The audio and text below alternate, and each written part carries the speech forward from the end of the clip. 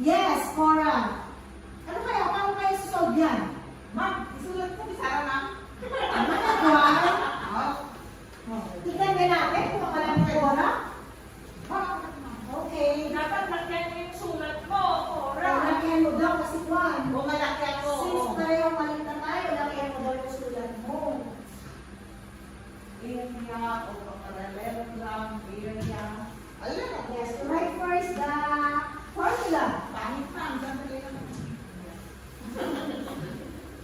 Area is equal to Base and height. Yes. and height. Ma'am, Yes. area is equal to base times Alright, very good, Cora. So now, to solve for the area of that parallelogram, so you are just going to substitute the measurement of the base and the height. So what is the measurement of our base?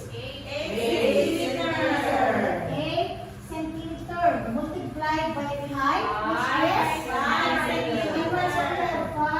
centimeters. Anybody wants to solve? What is the area of this parallelogram?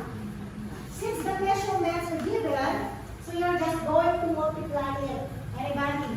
Sino gusto sumagot? Yes, Terry. Gusto ko yung mga nag-release isang hands. May chocolate ba, ma'am? Later, secret mo na yung bibigyan ko. Yes. Si Cora may choc sa mesa. Kinuha niya. Ala, dapat ako kumuha ng chok na ako na.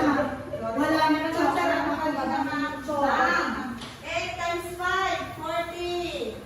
Square centimeters, ma'am.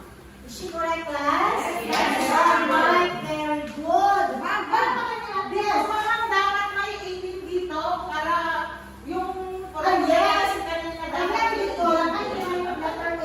Ilagay mo kayo A. Kulang pala yung sagot ni Cherry. Alright, tama na ba? Yes, Tama ma'am. ba? Yes, ma'am. Okay, so let's clap for ourselves. Yay! Buti na lang talaga, good observer kayo. Okay, so let's have another one. Okay, so solve na lang natin dito, no? So what is our base? The measurement of our base is? 6 centimeters. Yes, so